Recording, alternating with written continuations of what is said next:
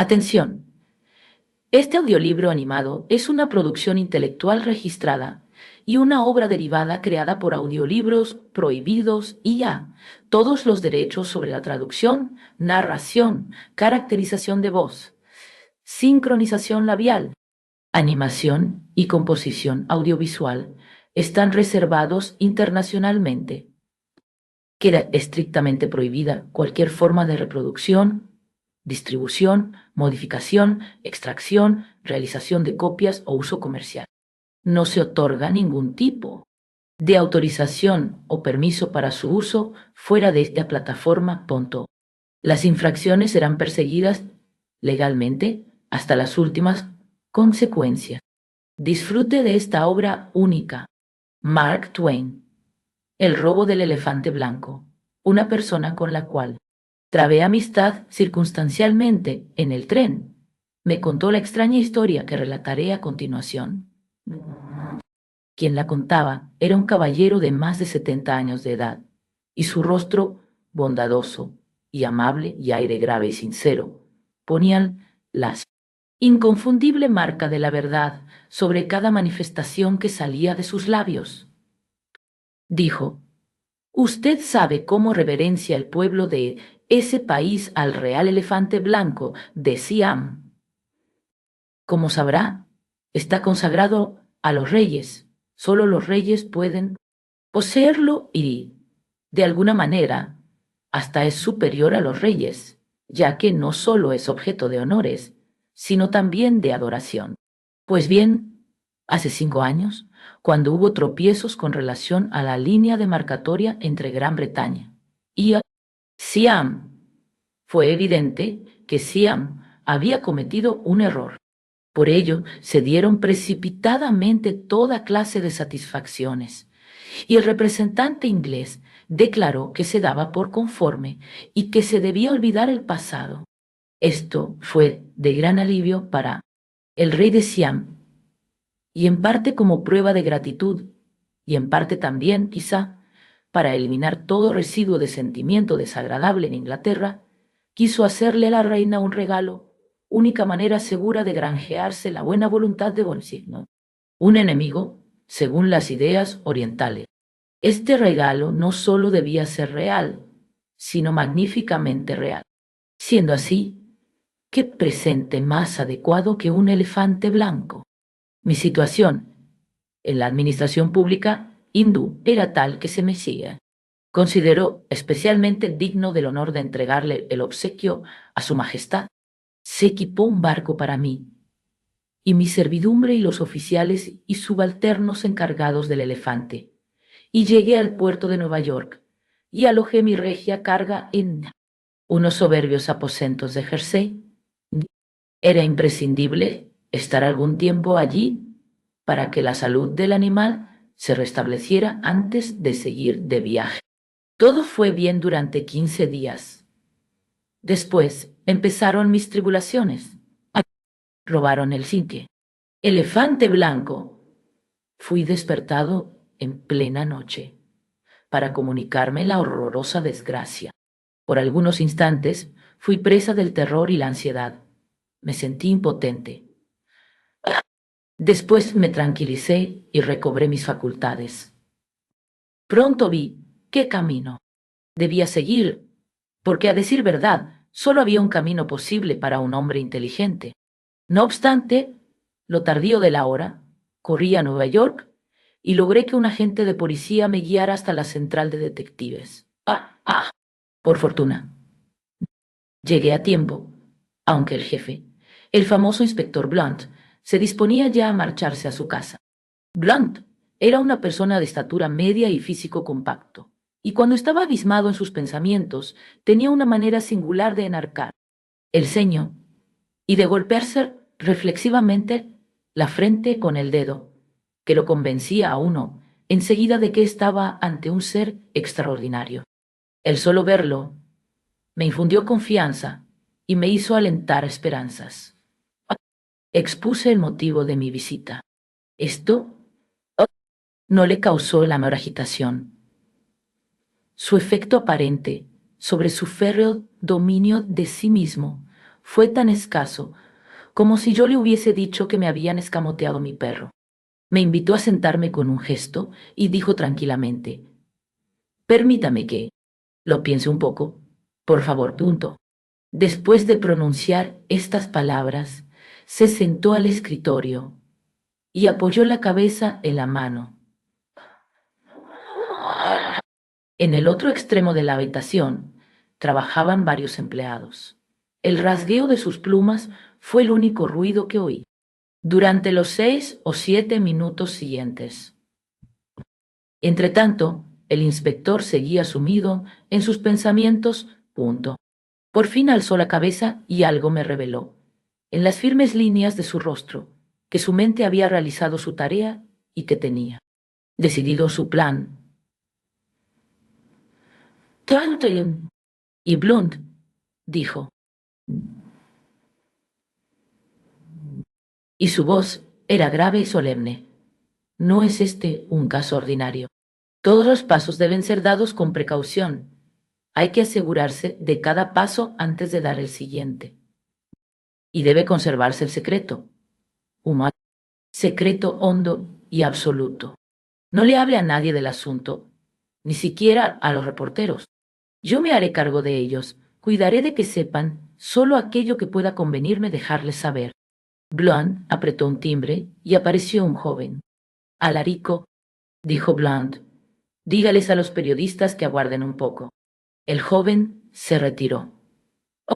«Ahora, hablemos de negocios y procedamos con método.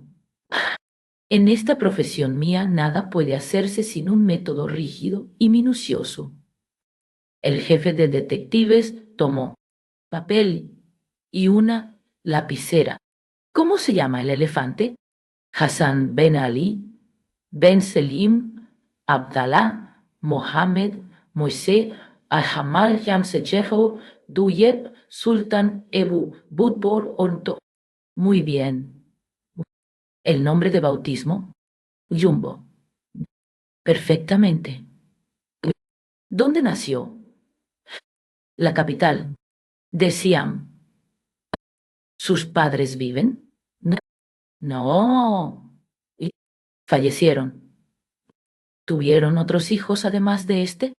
«No». «Es hijo único». «Oh, perfectamente». «Esto basta por ahora. Tenga la amabilidad de describirme al elefante y no deje de mencionar un solo detalle, por desdeñable que le parezca. Esto es insignificante desde su punto de vista. Para los hombres de mi profesión no hay detalles insignificantes. No existe tal cosa». Hice la descripción. Él tomó nota. Cuando hube terminado, dijo: «Ahora, escúcheme. Si he cometido algún error, corríjame». Y leyó lo siguiente: «Estatura, 6 metros. Longitud, desde el ápice de la frente hasta la inserción de la cola, 8 metros. Longitud del tronco, 5 metros. Longitud de la cola, 2 metros. Longitud total, comprendidos el tronco y la cola, 15 metros. Longitud de los colmillos, 3 metros. Orejas, en proporción con esas dimensiones. Su pisada recuerda la marca que hace un barril cuando se lo pone de punta en la nieve. Color del elefante, blanco opaco. En cada oreja tiene un agujero del porte de un plato destinado a calzar joyas, y tiene en alto grado el hábito de mortificar con su trompa no solo a las personas que conoce, sino también a perfectos desconocidos. Renguea ligeramente con la pata trasera derecha y ostenta en la axila izquierda una pequeña cicatriz causada otrora por un forúnculo. Al ser robado, tenía sobre su lomo un castillo con plazas para 15 personas y una manta de montar de paño de oro del tamaño de una alfombra corriente. ¡Ah! No había error alguno. El inspector apretó el timbre y le dio la descripción a Alarico y dijo: «A imprimir 50.000 ejemplares de estos datos y que los envíen por correo enseguida a las oficinas de todos los detectives y de todos los prestamistas del continente. Alarico se fue. Bueno, bueno, hasta aquí vamos bien. Ahora quiero una fotografía de la cosa robada. Le di una, la examinó con aire crítico y, si se expresó, deberá bastarnos, ya que no disponemos de otra cosa. Pero en esta foto el elefante tiene arrollada la trompa y se la ha metido en la boca.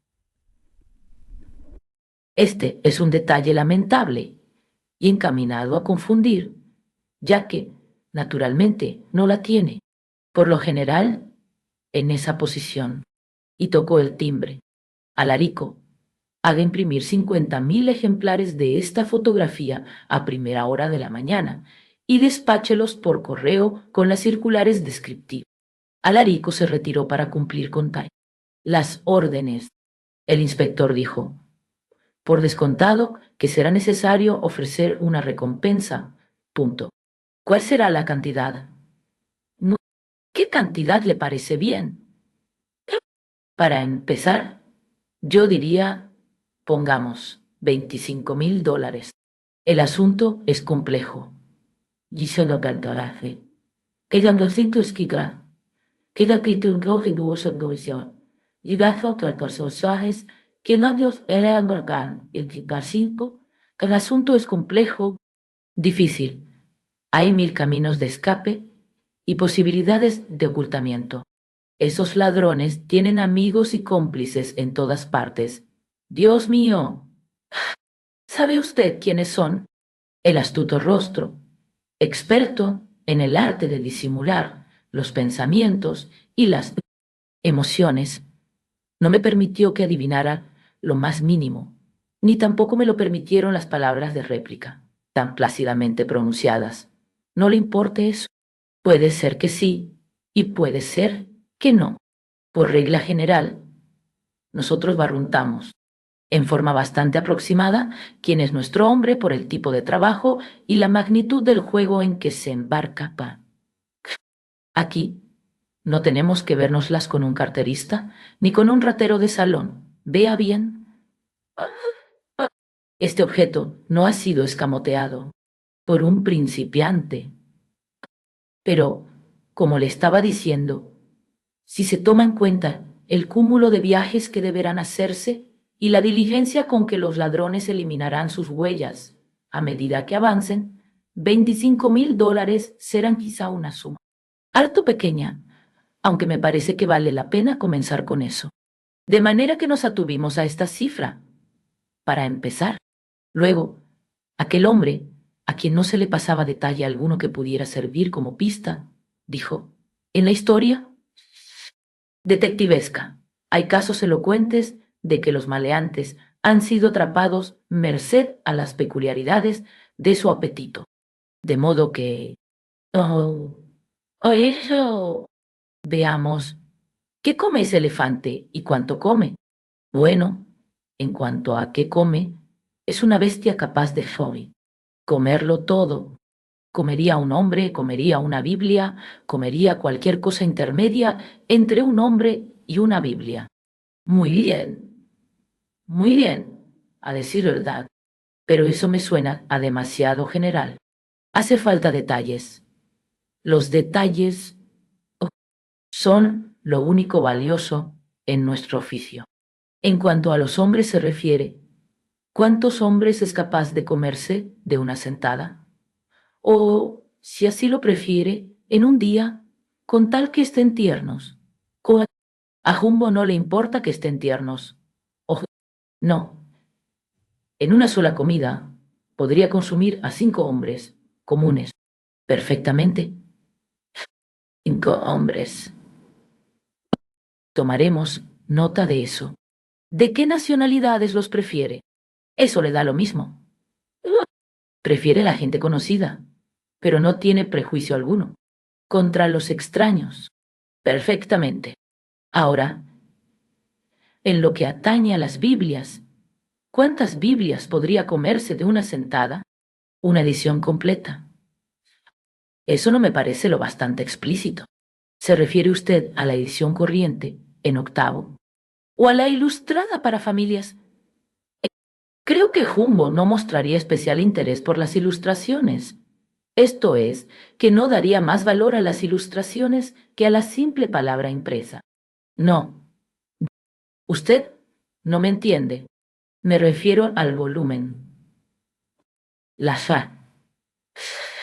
Biblia corriente en octavo pesa unas 2 libras y media, mientras que la edición grande en cuarto pesa 10 o 12.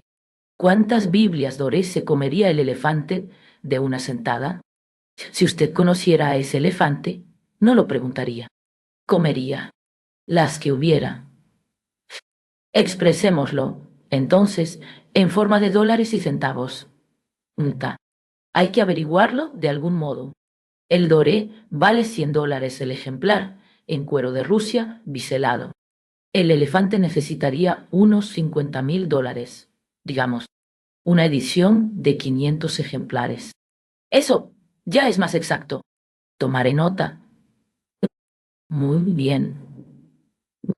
Le gustan los hombres y las Biblias. Hasta aquí, todo va bien. ¿Qué más podría comer el elefante? Necesito detalles. Cambiaría las Biblias por ladrillos. Dejaría los ladrillos para comer botellas, las botellas para comer ropa, dejaría la ropa para comer gatos, dejaría los gatos para comer ostras, dejaría las ostras para comer jamón, dejaría el jamón para comer azúcar, dejaría el azúcar para comer pastel, dejaría el pastel para comer patatas, dejaría las patatas para comer salvado, dejaría el salvado para comer avena, dejaría la avena para comer arroz, ya que he sido criado preferentemente a base de arroz. Solo rechazaría la manteca europea y aún quizá la comiera si la probara. Perfectamente. La cantidad total ingerida en una comida, digamos una cantidad que va de 1/4 de tonelada a media tonelada, y bebe todo lo fluido: leche, agua, whisky, melaza, aceite de castor, aceite de trementina, ácido fénico, cualquier fluido salvo el café europeo. Muy bien. Y en cuanto a la cantidad, anote por favor, de 5 a 15 barriles. Su sed varía. Sus demás apetitos, no. Esas cosas son inusuales. Deben servirnos como excelentes pistas para dar con él. Blunt oprimió el timbre. Alarico, llame al capitán Burns. Vino Burns. El inspector Blunt le contó todo el asunto, detalle por detalle. Luego, dijo con el tono claro y firme de un hombre cuyos planes están claramente definidos y que está acostumbrado a dar órdenes: Capitán Burns, destaque a los detectives Jones, Davis, Halsey, Batts y Hackett para que busquen al elefante. Sí, señor. Destaque a los detectives Mortes, Dakin, Murphy, Rogers, Tupper, Higgins y Bartholomew para que vayan tras los ladrones. Sí, señor. Ponga una fuerte custodia. Una guardia de 30 hombres escogidos, con un relevo de 30 en el lugar donde robaron el elefante, para que lo vigilen severamente y no permitan acercarse a nadie, con excepción de los periodistas, sin órdenes escritas de mi parte. Sí, sí, señor. Ponga a los detectives con ropa de civiles y en el ferrocarril, en los barcos y en las estaciones de ferry boats, y en todas las carreteras que lleven afuera de Jersey, con orden de registrar a todas las personas sospechosas. Sí, señor. Dé a todos esos hombres fotografías y la descripción del elefante y ordéneles que registren todos los trenes y ferry boats que partan y otros navíos. Sí, señor. Si pueden encontrar al elefante, que se apoderen de él y me lo comuniquen por telégrafo. Sí, señor. Que me informen enseguida si se encuentra alguna pista, pisadas del animal o algo similar. Sí, señor. Consiga una orden de que la policía de puertos vigile atentamente la línea costera. Sí, señor. Despache detectives vestidos de civil por todas las líneas ferroviarias. Al norte hasta llegar al Canadá, al oeste hacia Ohio, al sur hasta Washington. Sí, señor. Coloque peritos en todas las oficinas telegráficas para escuchar todos los mensajes y que exija que se les aclaren todos los despachos cifrados. Sí, señor, que todas esas cosas se hagan con la mayor discreción. Recuérdelo, con el más impenetrable secreto, tú. Sí, señor. Infórmeme con presteza a la hora de costumbre. Sí, señor. Y vaya. Sí, señor. Y se fue a establecerse y Sal García. Ya fueron Hawks. El inspector Blunt quedó en silencio y pensativo durante unos instantes, mientras el fuego de sus ojos se enfriaba y extinguía. Después se volvió hacia mí y dijo, con voz plácida, no soy afecto a las jactancias, no acostumbro a hacer tal cosa, pero hallaremos el nido elefante. Le estreché la mano con entusiasmo y le di las gracias, y eran muy sinceras. Cuanto más veía a aquel hombre, más me agradaba y más admiración sentía ante los misteriosos prodigios de su profesión. Después nos separamos al llegar la noche y volví a casa sintiéndome mucho más alegre que al ir a su oficina. Segundo, a la mañana siguiente, todo apareció en los periódicos con los más pequeños detalles. Hasta había agregados consistentes en la teoría del detective fulano y el detective sutano y el detective mengano acerca de la forma cómo se había efectuado el robo, sobre quiénes eran los ladrones y a dónde habían escapado con su botín. Había 11 de estas teorías y abarcaban todas las posibilidades. Y solo ha hecho prueba cuán independientes son para pensar los detectives. No había dos teorías análogas, ni siquiera parecidas, con excepción de un detalle sorprendente en el cual coincidían absolutamente las 11 teorías. Ese detalle era que, aunque en la parte posterior de mi edificio había un boquete y la única puerta seguía estando cerrada con llave, el elefante no había sido llevado por el boquete, sino por alguna otra abertura no descubierta. Todos concordaban en que los ladrones habían hecho aquel boquete solo para despistar a los detectives. Esto jamás se me habría ocurrido a mí o a cualquier otro profano, quizá, pero no había confundido a los detectives ni por un momento. Por eso, lo que yo había supuesto el único detalle falto de misterio era en realidad lo que más me había inducido a error. Las 11 teorías indicaban a los presuntos ladrones, pero ni siquiera dos de ellas nombraban a los mismos ladrones. El total de las personas sospechosas era de 37. Todas las crónicas de los distintos periódicos terminaban con la más importante de las opiniones, la del inspector en jefe, Blum. Parte de estas declaraciones decía lo siguiente: el jefe sabe quiénes son los principales culpables, Duffy, el simpático y el rojo McFadden. 10 días antes del robo, el jefe sabía ya que éste iba a ser intentado y había procedido cautelosamente a hacer seguir a los dos destacados malhechores. Pero, por desgracia, la noche en cuestión se perdieron sus huellas, y antes de que pudiesen ser hallados de nuevo, el pájaro había volado, digamos, más bien el elefante. Duffy y McFadden son los truanes más audaces de la profesión. El jefe tiene razón al pensar que fueron ellos quienes robaron la estufa de la central de detectives una inclemente noche del invierno pasado, como consecuencia de lo cual el jefe y todos los detectives estuvieron antes de la mañana siguiente en manos de los médicos, algunos con los pies helados, otros con los dedos, las orejas u otros miembros helados. Cuando acabé de leer la primera mitad de este suelto, me asombró más que nunca la prodigiosa sagacidad de aquel hombre extraño. Blunt no solo veía con claridad todo lo presente, sino que ni siquiera podía serle ocultado el futuro. No demoré en ir a su oficina y le manifesté que sentía un incontenible deseo de que hiciera arrestar a aquellos hombres y nos ahorrara así inconvenientes y perplejidades. Pero su réplica fue sencilla y concluyente. A nosotros no nos corresponde impedir el delito, sino castigarlo. No podemos castigarlo antes que se cometa. Le hice notar que el estricto secreto con que empezáramos había sido estropeado por los periódicos, y que no solo se habían revelado todos nuestros planes y propósitos, sino que hasta se había publicado el nombre de todas las personas sospechosas. Estas, sin duda, se disfrazarían ahora o se ocultarían. Déjelas usted, me dijo Blunt. Ya verán que cuando yo esté listo, mi mano caerá sobre ellas, en sus escondites, infalible como la mano del destino.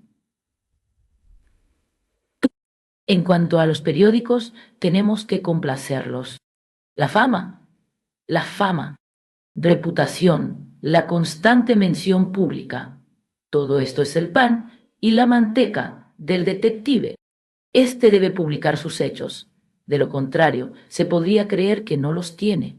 Debe publicar su teoría, ya que nada es más extraño o impresionante que la teoría de un detective, o le vale más asombrado respeto. Debemos publicar nuestros planes, porque los periódicos quieren saberlos y no podemos negarnos sin ofenderlos. Debemos mostrarle constantemente al público qué estamos haciendo, o creerá que no hacemos nada. Es mucho más agradable que un diario diga: la ingeniosa y excepcional teoría del inspector Blunt es la siguiente, que verle escribir alguna cosa áspera, o lo que es peor, algo sarcástico. Comprendo la fuerza de su argumentación, pero he advertido que, en una parte de sus declaraciones periodísticas de esta mañana, usted se negó a revelar su opinión sobre un punto de poca importancia. Sí, siempre hacemos eso, causa buen efecto. Además, yo no. Me había formado una opinión al respecto. De todos modos, puse una gran suma de dinero en manos del inspector para encarar los gastos corrientes y me senté a la espera de noticias. Ahora, confiábamos en que los telegramas empezarían a llegar de un momento a otro. En el intervalo, releí los periódicos y también nuestra circular descriptiva, y noté que la recompensa de $25,000 parecía ser ofrecida nada más que a los detectives. Dije que, en mi opinión, la recompensa debía ofrecerse a quien quiera que encontrara al elefante. Punto con la escalda. Antes de grado, un llorando para Santos, o de encontrar elefante. El inspector manifestó: los detectives encontrarán al elefante, de modo que la recompensa irá a donde debe ir. Si lo encuentran otras personas, será solamente observando a los detectives y usando las pistas e indicaciones robadas a ellos, y esto, al fin de cuentas, autorizará a los detectives a quedarse con la recompensa. La verdadera finalidad de la recompensa es estimular a los hombres que consagran su tiempo y su afinada sagacidad a ese tipo de trabajo, y no otorgar beneficios a los ciudadanos que por azar tropiecen con una presa, sin habérselos ganado con su propio mérito y trabajo. Esto, a decir verdad, era bastante razonable. En ese momento, el telégrafo del rincón comenzó a emitir chasquidos y el resultado fue el siguiente despacho: John Flower, Nueva York, 7:3 a.m. Encontré pista. A través de Granja Próxima, vi sucesión profundas huellas. Las seguí 3 kilómetros dirección este sin resultado. Creo elefante se ha dirigido oeste. Ahora lo seguiré en esa dirección. Darly, detective. Darley es uno de los más destacados hombres de las fuerzas policiales, dijo el inspector. Pronto volveremos a tener noticias de él. Llegó el telegrama en 2. Barkers, Nueva Jersey. 7.4 AM. Acabo de llegar. Anoche fue violentada aquí fábrica de vidrio y sustrajeron 800 botellas. La sola agua existe cercanías. Está a 8 kilómetros distancia. Iré allí. El elefante debe estar sediento, las botellas estaban vacías. Baker, detective. También esto promete, dijo el inspector. Ya le dije que el apetito de ese animal no sería mala pista. El telegrama N3, Taylorville, Long Island, 8.15 AM. Parva Eno desapareció cerca aquí noche. Seguramente comida. Tengo pista y parto. De Hubbard, detective. ¿Cómo va de un lado al otro ese animal? Dijo el inspector. Yo sabía que nos iba a dar trabajo, pero lo atraparemos. Estación Flower. Nueva York. 9 AM. Seguí huellas 5 kilómetros dirección oeste. Son grandes, hondas e irregulares. Acabo de encontrar chacarero que dice no son huellas. Elefante. Dice son agujeros que él cavó para árboles. De sombra, al helarse tierra invierno pasado. Espero órdenes conducta a seguir. Darley, detective. Ajá. Un cómplice de los delincuentes. Estamos pisando sobre caliente, exclamó el inspector. Le dictó el siguiente telegrama a Darley. Apréselo y oblíguelo a indicar cómplices. Siga huellas hasta Pacífico, si hace falta. Jefe Blond, el telegrama siguiente. Coney Point, Pensilvania.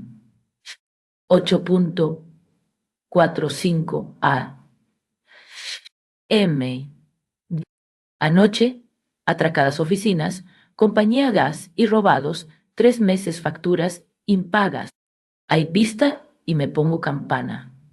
Owen, Murphy, detective. ¡Santo Dios! Exclamó el inspector. ¿Sería capaz el elefante de comerse facturas de gas? Por ignorancia, sí. Pero esos papeles no permiten mantener la vida. Al menos por sí solos. Luego, llegó este conmovedor telegrama.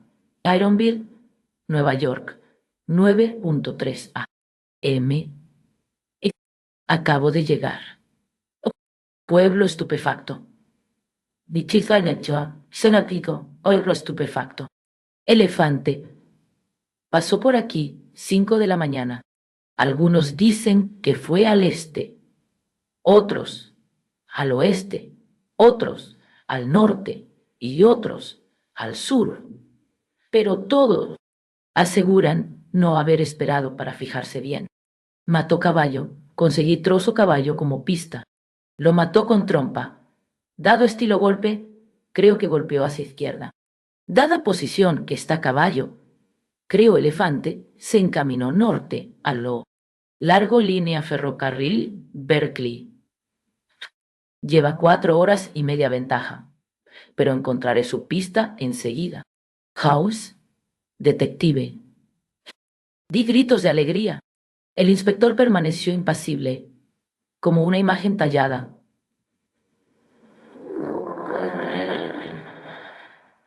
Gracias, dije. Tanto mi perdón. Ya va con tutto. Una imagen tallada. Con serenidad, apretó su timbre. Alarico, envíeme al capitán Burns. Vino Burns. ¿Cuántos hombres están listos para órdenes inmediatas? 96, señor.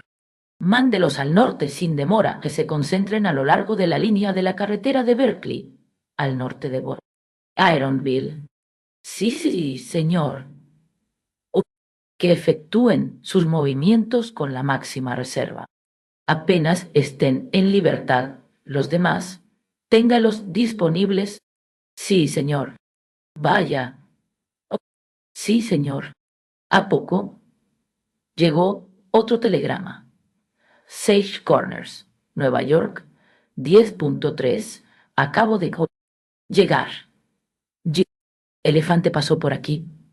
8:15. Todos escaparon por lo menos un policía. Parece elefante. No golpeó policía sino farol. Alcanzó ambos. Tengo trozo policía como pista. Detective. De modo que el elefante ha ido hacia el portal oeste, dijo el inspector. Con todo no podrá huir, porque mis hombres están diseminados por toda esa zona. El telegrama siguiente decía: Glovers, 11.15, acabo de llegar. Pueblo desierto, excepto enfermos y ancianos. Dilo con compati. Graduación, un contonculi, una que la transcribirá. Elefante pasó hace 3/4 hora. Sesionaba junta antitemplanza. Metió trompa ventana y les echó agua aljibe. Algunos la tragaron y murieron. Hay varios ahogados. Detectives Cross y O'Shaughnessy atravesaban ciudad, pero iban sur, de manera que no vieron elefante. Toda zona varios kilómetros redonda terror. Gente abandonan sus casas. A donde quiera se vuelven, encuentran elefante, muchos muertos. Brand, detective. Aquellos estragos me apenaban a tal punto que sentí deseos de llorar. Pero el canal dice el sabziaja. Ese tonto bull. Inspector se limitó a decir: ya lo ve, le estamos pisando los talones. Intuye nuestra presencia. Ha vuelto de nuevo hacia el este. Con todo, nos esperaban más noticias intranquilizadoras. El telégrafo trajo esto: Hoganport, 12.19. Acabo de llegar. Elefante pasó hace media hora, causando salvaje pánico y excitación. Se lanzó enfurecido calles. De 2 plomeros que pasaban, mató a uno. El otro escapó. Pesadumbre general, O'Flaherty, detective. Ahora, el animal está exactamente en medio de mis hombres, dijo el inspector. Nada puede salvarlo. Luego, sobrevino una serie de telegramas de detectives desparramados por Nueva Jersey y Pensilvania, y que iban detrás de pistas consistentes en graneros, fábricas y bibliotecas de escuelas dominicales destruidos, con grandes esperanzas, esperanzas que, en realidad, valían tanto como certezas. El inspector dijo: me gustaría comunicarme con ellos y ordenarles que fueran hacia el norte, pero es imposible. Un detective solo va a la oficina telegráfica para enviar un informe. Después vuelve a salir y uno no sabe cómo echarle mano. Luego llegó este despacho, Bridgeport, Connecticut, 12.1. 5 Barnum ofrece cantidad fija $4,000 anuales por derechos exclusivos. Usar elefante, medio publicidad viajero, desde ahora hasta que detectives lo arresten. Quiere pegar afiches circo en él. Pide respuesta inmediata. Biggs, detective. Es completamente absurdo. ¡Ah! Exclamé. Por supuesto, dijo el inspector. Evidentemente, el señor Barnum, que se cree tan astuto, no sabe quién soy, pero yo sí sé quién es él. Oferta, señor Barnum, rechazada. $7,000 o nada.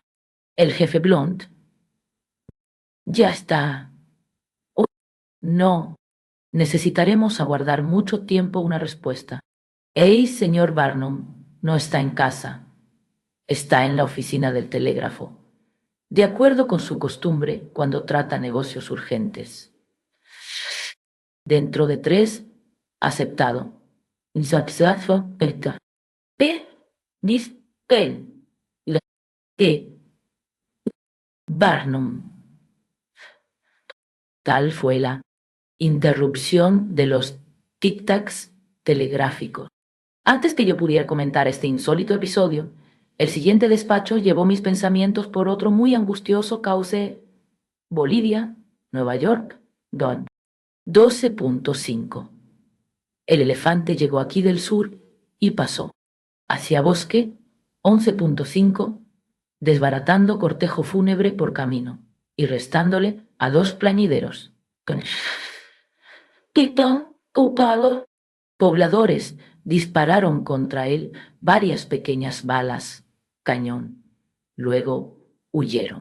El detective Burke y yo llegamos 10 minutos después, desde norte, pero confundimos unas excavaciones con pisadas y perdimos por eso mucho tiempo. Finalmente encontramos buena pista y la seguimos hasta bosques. Luego apoyamos en tierra manos y rodillas y continuarnos vigilando atentamente huella. Y así seguimos al internarse maleza. Burke se había adelantado. Desgraciadamente, Animal se detuvo a descansar, de modo que Burke, la cabeza inclinada, atento a huella, chocó con patas traseras elefante antes de advertir su proximidad. Burke se puso de pie inmediatamente, aferró cola y gritó con júbilo reclamo la...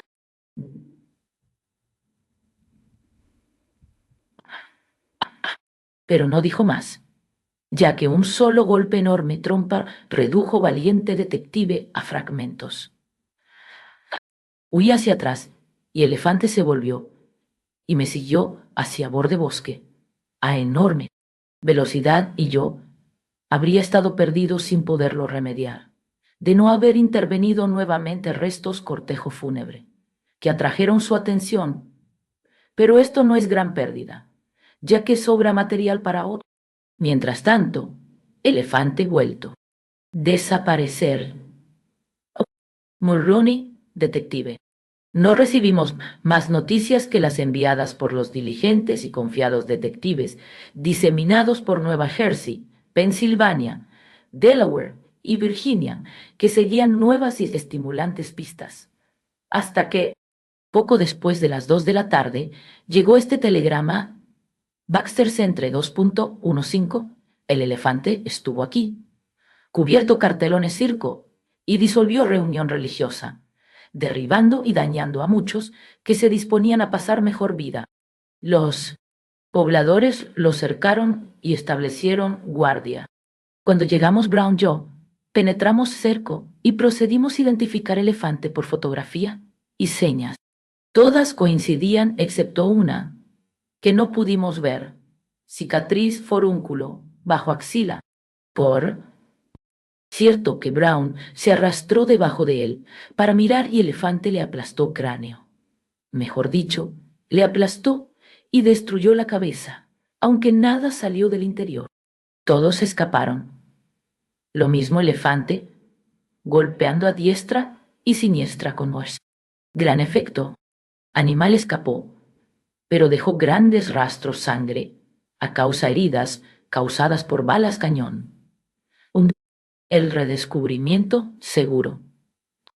Se dirigió al sur, a través denso bosque. Bren, detective. Este fue el último telegrama al llegar la noche.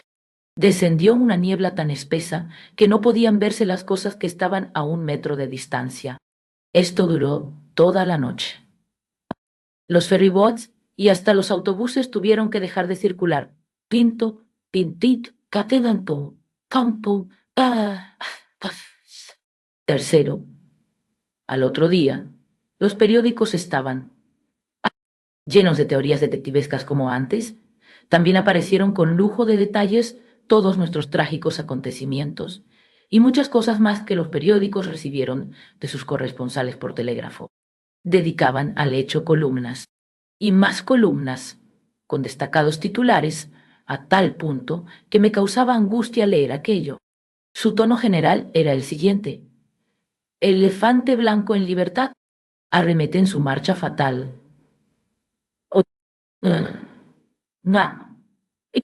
Pueblos enteros abandonados por sus pobladores, poseídos por el pánico.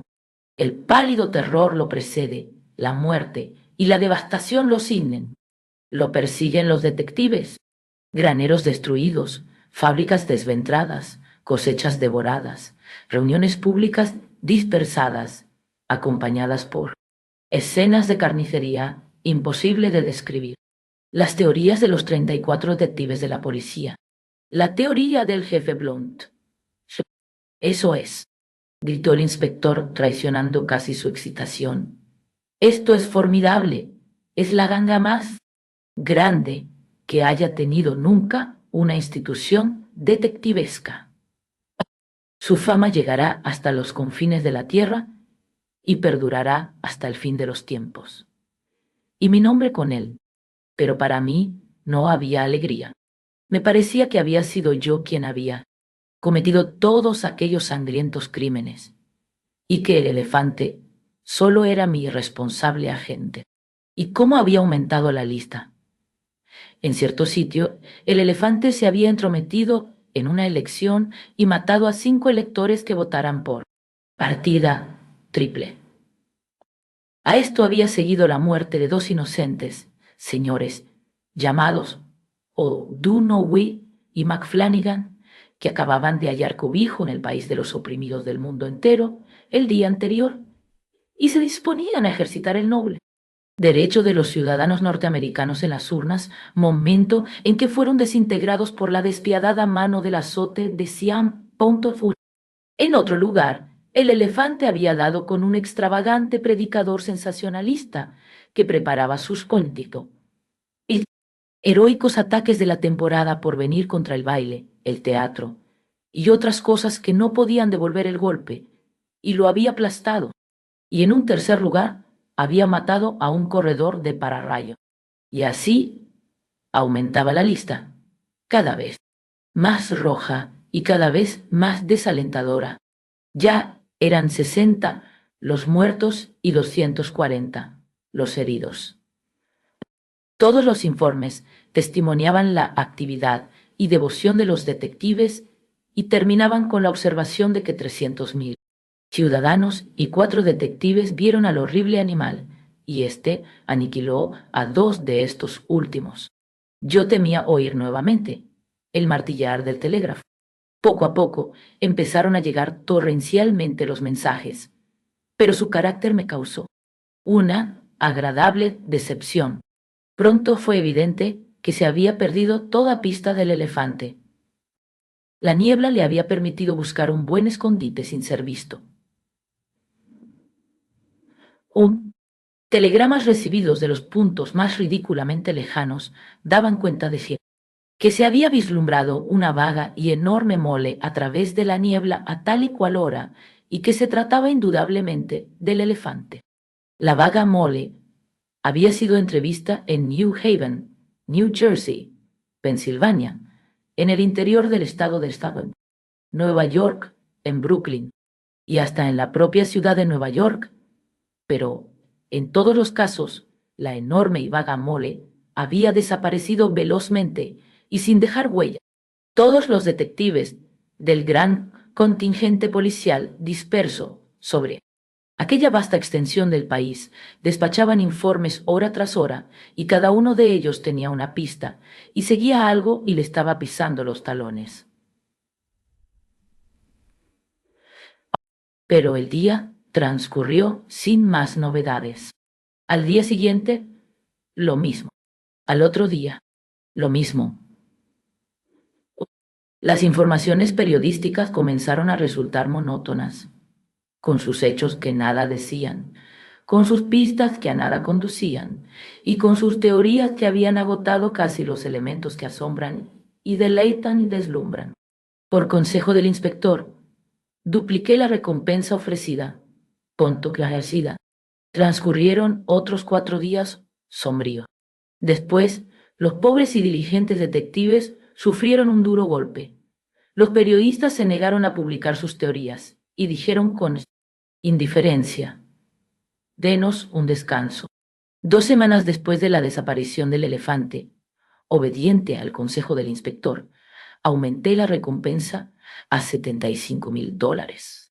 La cantidad era grande, pero decidí sacrificar mi fortuna personal antes que perder mi reputación ante el gobierno. Ahora que la adversidad se ensañaba con los detectives, los periódicos se volvieron contra ellos y se dedicaron a herirlos con los más punzantes sarcasmos. Esto les sugirió una idea a los cantores, cómicos del teatro, que se disfrazaron de detectives y dieron caza al elefante a través del escenario, en la forma más extravagante. Los caricaturistas dibujaron a los detectives registrando el país con prismáticos, mientras el elefante, desde atrás de ellos, les robaba manzanas de los bolsillos, y bosquejaron toda clase de ridículos dibujos de la medalla detectivesca. Sin duda, ustedes habrán visto estampada en oro esa medalla en la contratapa de las novelas policiales. Se trata de un ojo desmesuradamente abierto, con la leyenda: «Nosotros nunca dormimos». Cuando los detectives pedían una copa, el tabernero, con ínfulas de chistoso, resucitaba una vieja forma de expresión y decía: «¿Quiere usted o de trago de esos que hace abrir los ojos? No es la niacha, la sebelo, de existencia, o lo siento». La atmósfera estaba cargada de sarcasmos. Pero había un hombre que se movía con calma, sin darse por afectado ni rozado por las pullas. Era aquel ser de corazón de roble que se llamaba el inspector Blunt. Su valiente ojo nunca cedía en su vigilancia. Su serena confianza jamás flaqueaba. Siempre decía: «Que sigan con sus burlas. El que ríe último, ríe mejor». Mi admiración por aquel hombre se convirtió en algo similar a la adoración. Yo estaba siempre a su lado.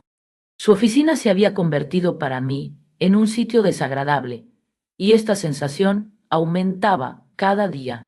Con todo, si él podía soportarlo, yo me proponía hacer lo mismo, al menos mientras fuera posible.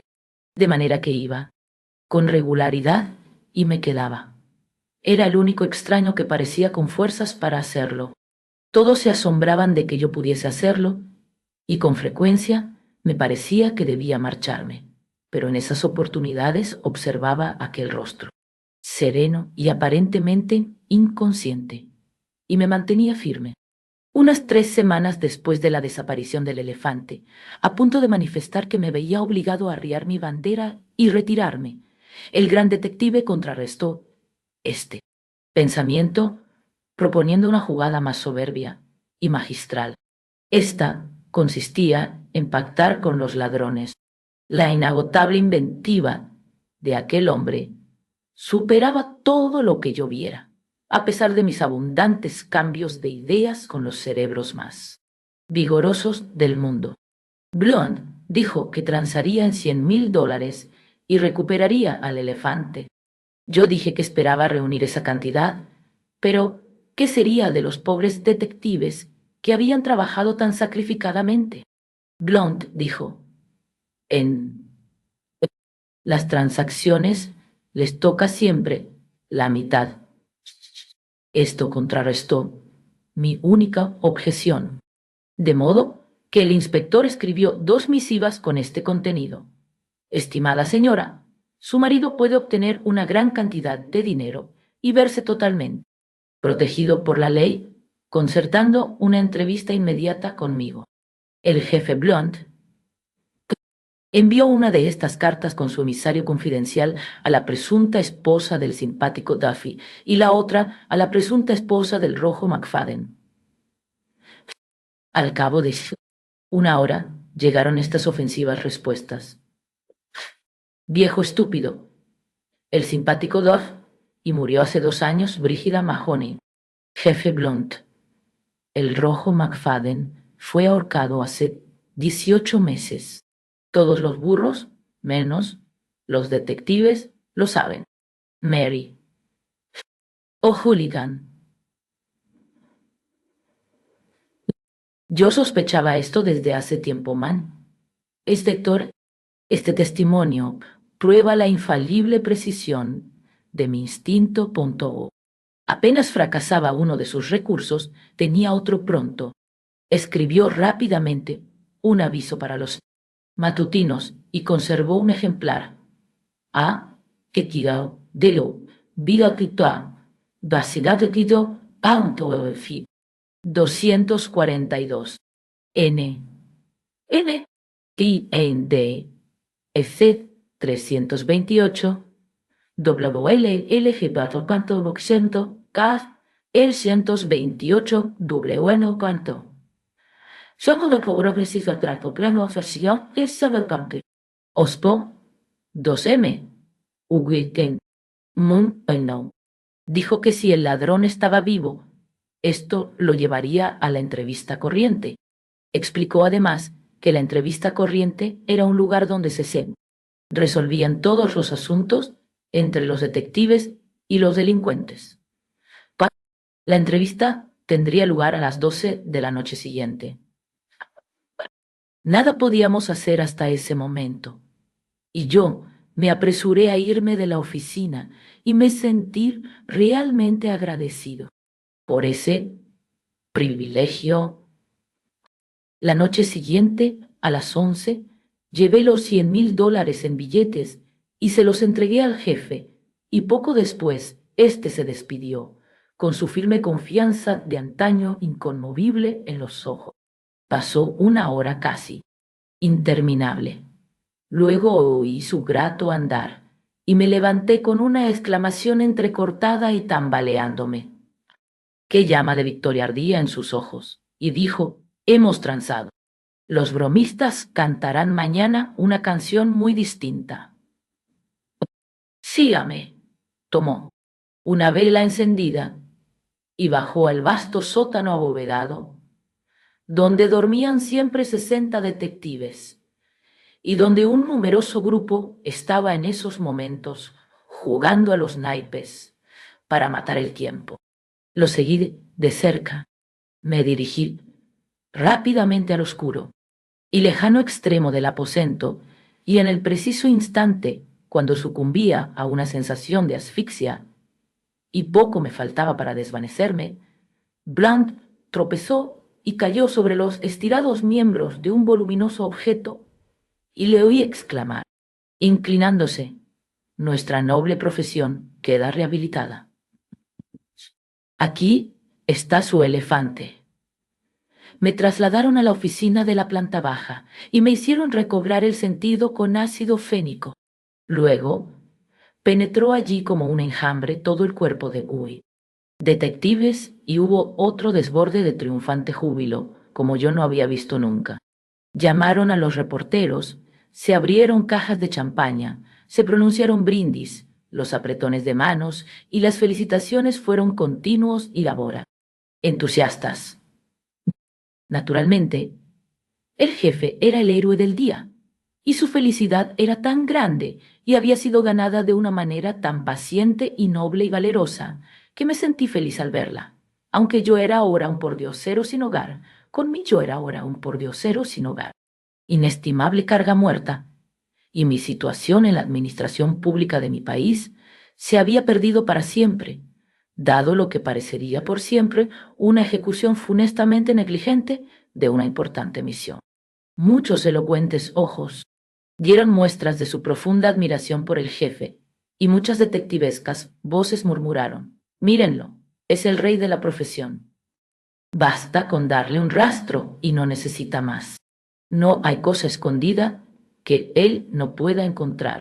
La distribución de $50,000 proporcionó gran placer.